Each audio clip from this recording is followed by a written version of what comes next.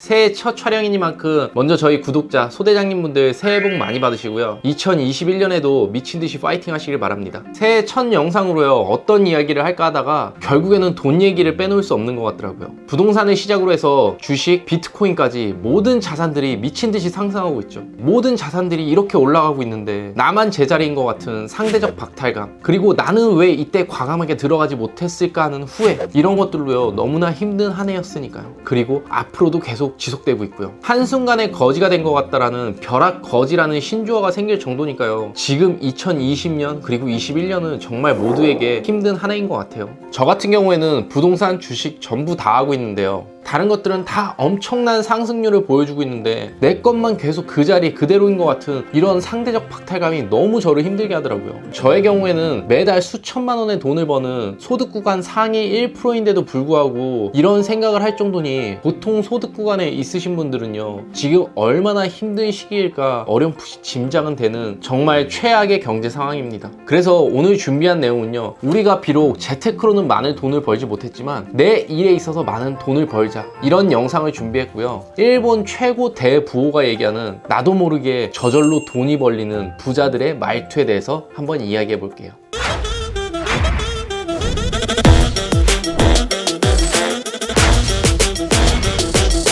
그 첫 번째는요, 바로 현재 진행형으로 말한다입니다. 보통의 사람들은요, 어떤 말을 할 때 항상 미래 진행형으로 이야기한다고요. 부자가 되게 해주세요, 행복하게 해주세요, 이렇게 말하는 건 지금 현재 나는 부자가 아니다, 현재 나는 행복하지 않다라는 전제를 깔고 있다고요. 그러면 지금이 행복하지 않은데 나중에 행복해질 수 있다? 그럴 수 없다라는 거죠. 부자가 되게 해주세요가 아니라 저를 부자로 살게 해주셔서 감사합니다, 그리고 앞으로는 남들에게 더 많이 베풀고 행복한 부자가 되겠습니다, 이런 식으로 미래 가정형이 아니라 현재 진행형으로 이야기를 해야 이루어진다는 거죠. 저는 이것이 2020년에 베스트셀러가 된 해빙의 이야기와 비슷한 맥락이 아닌가 싶어요. 제가 멘토로 삼는 분이 있는데요, 그분 인스타에 이런 내용이 있었어요. 그분이 한 팬에게 고맙다고 선물을 받았고 그거를 피드에 올렸죠. 그랬더니 다른 팬이 이렇게 댓글을 달았더라고요. 저도 빨리 잘 돼서 대장님에게 이런 좋은 선물 해줄 수 있는 날이 왔으면 좋겠습니다 라고 댓글을 달자 그 멘토는 이렇게 답글을 달았어요. 내가 세상 살면서 가장 거르는 부류 중에 하나다. 나중에 잘 되면 뭐 할게, 나중에 보답할게, 나중에 언젠가.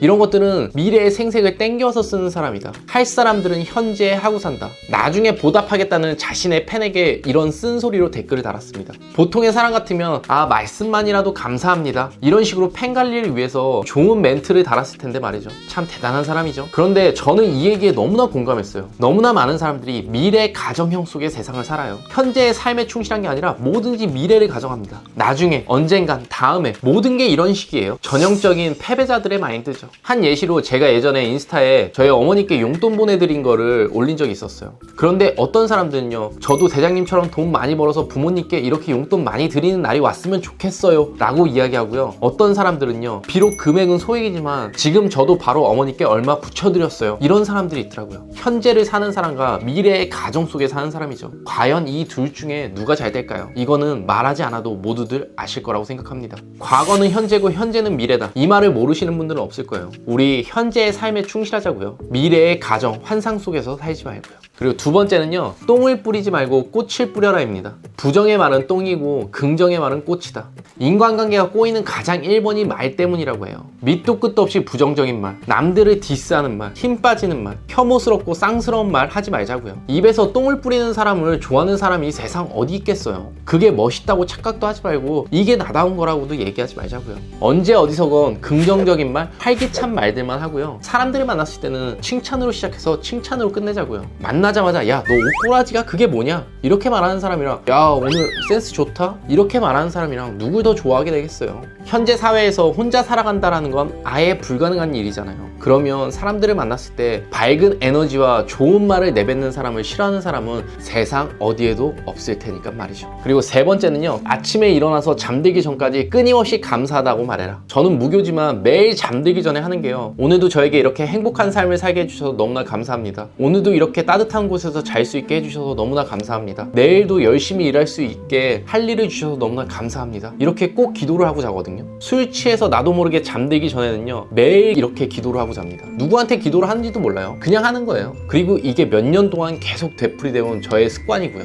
세상에 감사할수록 좋은 일은 훨씬 더 많아진다. 어느 책에서 이런 얘기를 듣고요, 하기 시작했는데 정말로 그렇더라고요. 뭔가 내가 세상을 감사하다고 바라보니까요, 좋은 일들이 계속 선순환 구조로 이루어지는 것 같아요. 저의 롤모델이자 멘토죠. 재석이 형이 한 방송에서 이렇게 얘기하더라고요. 신인 때 하는 일마다 망치고 일이 너무 안 풀리다 보니까 그냥 웃기 시작했다. 그런데 계속 웃다 보니까 정말로 웃을 일이 생기더라. 그래서 돌이켜서 생각을 해보면 내가 웃어서 좋은 일이 생긴 걸까? 아니면 좋은 일이 생겼기 때문에 내가 웃을 수 있었던 걸까? 라고 묻는다면 나는 전자를 택할 것이다. 무슨 말도 안 되는 얘기야, 이렇게 생각하지 마시고요. 정말로 세상에 감사하고 내 주변 사람들에게 항상 감사하다고 생각하고 표현해보세요. 그래야 좋고 행복한 일들이요 훨씬 더 많이 벌어지고요. 나 혼자 세상 증오하고 사람들에게 분노해봐야 결국에는 혼자 더 고립만 되니까요. 그리고 네 번째는요, 좋은 방향으로 말하라입니다. 좋은 말만 하라고 하면 이렇게 말하는 사람들이 있어요. 아니, 화가 나고 열받는데 어떻게 좋은 말만 하냐. 그런데 이렇게 답을 내리고 말하는 사람들에게 저는 변화는 없을 거라고 장담합니다. 사실 신선이 아닌 이상 인간이 어떻게 매번 감사하고 행복한 일만 있겠어요. 하지만 우리가 겪는 일의 10 중에 9은 받아들이는 사람에 따라 180도 결과는 달라진다고 봅니다. 같은 상황을 겪더라도 긍정의 꽃을 뿌리는 사람과 부정의 똥을 뿌리는 사람의 인생은 180도 다르게 나타나죠. 예전에 친구들이랑 길을 가는데 냄새나는 은행을 한번 밟은 적이 있었어요. 그런데 한 친구는 이러더라고요.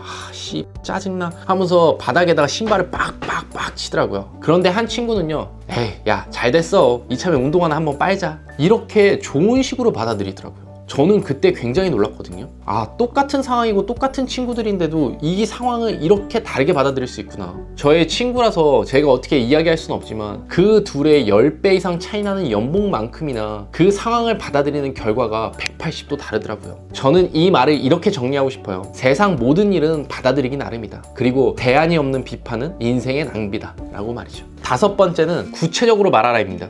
우리가 택시를 탔을 때 저희 집으로 가주세요, 기사님한테 이렇게 말하는 사람은 없잖아요. 구체적으로 우리 집이 어디니까 어디에 내려달라고 이야기를 하죠. 그런데 사람들은 내 목표와 꿈을 이야기할 때 너무나 추상적으로 이야기한다는 겁니다. 부자가 되게 해주세요. 그러면 도대체 부자의 기준이 뭔데 누가 어떻게 부자를 만들어줘야 되는 거죠? 이런 말은 안 하니만 못하다는 거죠. 구체적으로 계획적으로 데드라인을 세워서 정확히 이야기하라는 거예요. 내일 만나는 고객이 나에게 감동해서 얼마짜리 최고가 계약을 하게 해주세요. 2021년에는 한 달에 몇 건의 계약씩 해서 월 급여 얼마, 연봉 얼마를 달성하겠다. 올해에는 한 달에 얼마씩 저축을 해서 5월까지 얼마를 만들고 이 돈으로 작은 자산에 재테크에 투자를 하겠다. 이런 식으로 정확히 구체적으로 이야기하라는 겁니다. 추상적이고 힘없는 말, 계획 없는 말은요, 우리에게 오고 있는 행운도 비켜나가게 한다는 사실을 잊지 마시고요.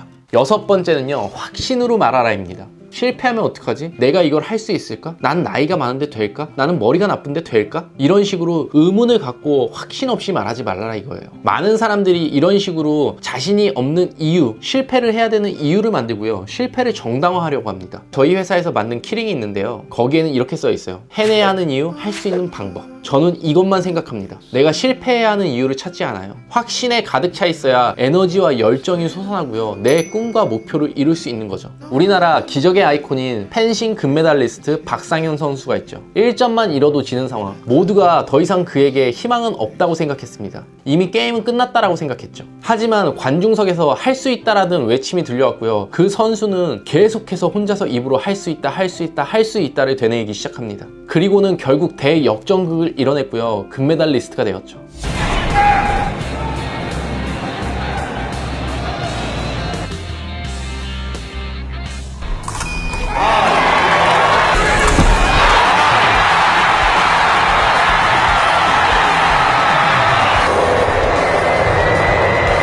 많은 사람들은 열광했고요, 간절함이 만든 기적이라고 이야기했어요. 가난한 환경 속에서도 학교와 재단의 후원을 받으면서 어려운 상황에서 20살의 금메달리스트가 된 그 박상현 선수. 만약 그 선수가 그 경기 도중에 난 이미 졌어, 끝났네, 해봐야 뭐해, 이런 식으로 생각했다면 마지막에 그 대역전극을 이뤄낼 수 있었을까요? 아니라는 거 모두들 아실 거예요. 어떤 일을 하건 간에 스스로 확신을 가지세요. 나는 할 수 있다, 나는 된다라고 말이죠. 그리고 내가 할 수 있는 방법과 이유만 찾으세요. 그러면 저는 어떤 일이든 가능하다고 생각하니까요.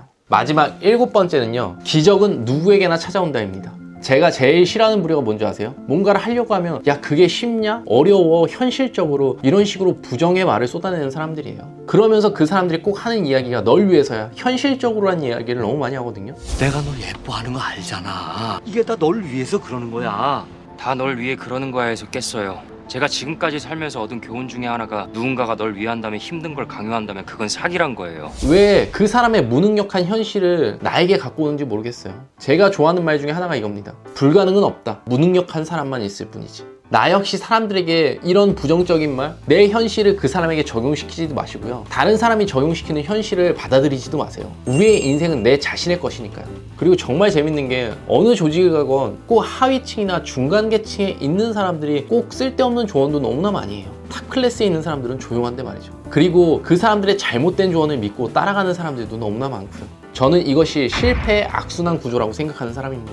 한 책에서 보니까 연봉 10억 이상을 받는 비율이 0.027%라고 하더라고요. 그러면 10,000명 중에 한 2~3명 정도가 있다는 거죠. 쉬운 일이 아닙니다. 10,000명 중에 2~3명이니까요. 그런데 사람들은요 10,000명 중에 2~3명을 꿈꾸는 게 아니라 그거보다 훨씬 어려운 800만 분의 1을 꿈꾼다는 게 문제죠. 어떤 도전을 할 때 10,000분의 2의 확률을 야 그게 쉽냐? 그러니까 하지마 라고 이야기하면서 800만 분의 1에 매주 도전을 하죠. 그리고 연봉 10억의 경우가 10,000명 중에 2~3명이니까 만약 억대의 연봉이라면 확률은 그거보다 훨씬 더 높아지겠죠. 그런데 확률이 훨씬 더 높은 일을 앞두고 매 주말마다 800만 분의 1의 돈을 쓰고 도전을 합니다. 참 한심한 일이죠. 복권을 긁는 것이 한심한 것이 아니라 확률적으로 더 높은 일에 대해서는 부정적으로 이야기하고 훨씬 더 확률이 낮은 거는 나에게 이루어질 것처럼 한다라는 게 문제라는 거예요. 저는 기적은 누구에게나 찾아온다고 생각합니다. 그러면 그 기적이 나에게 올 수 있게 길을 밝혀줘야죠. 사람들이 나에게 뭔가를 얘기했을 때 그래 넌 할 수 있어. 야 남들은 하는데 왜 못해? 너도 해봐. 용기를 북돋아주고요. 나 역시 어떤 일을 할 때 남들의 의견보다는 내 스스로 할 수 있다는 확신, 기적을 믿자고요. 그러면 기적은 누구에게나 찾아온다고 생각합니다. 그럼 오늘은 부자들이 말하는 돈을 부르는 말버릇에 대해서 한번 이야기해봤는데요. 말하는 대로 이루어진다는 건 미신이 아니라 과학이라고 생각해요. 그리고 내가 좋은 말, 긍정적인 말, 예쁜 말을 쓴다고 해서 나를 욕할 사람도 없고요. 그렇다고 해서 야, 너 좋은 말 했으니까 돈 내놔 라고 이렇게 말하는 사람도 없습니다. 돈 한 푼 안 들이고 내 인생을 바꿀 수 있는 최고의 기술이라고 생각해요. 말버릇은 말이죠. 그럼 2021년에는 세상 모든 기적들이 우리에게 오길 바라면서 우리 모두가 부자가 되는 그런 날을 꿈꾸면서 오늘 영상 마치도록 할게요. 안대장TV 많이 사랑해주세요. 안녕. 아직도 안대장TV를 구독하지 않고 계신 분들이라면 구독 버튼 잊지 마시고요. 우리들의 더 나은 삶을 위해서 다른 영상들도 꼭 시청하시길 바라요.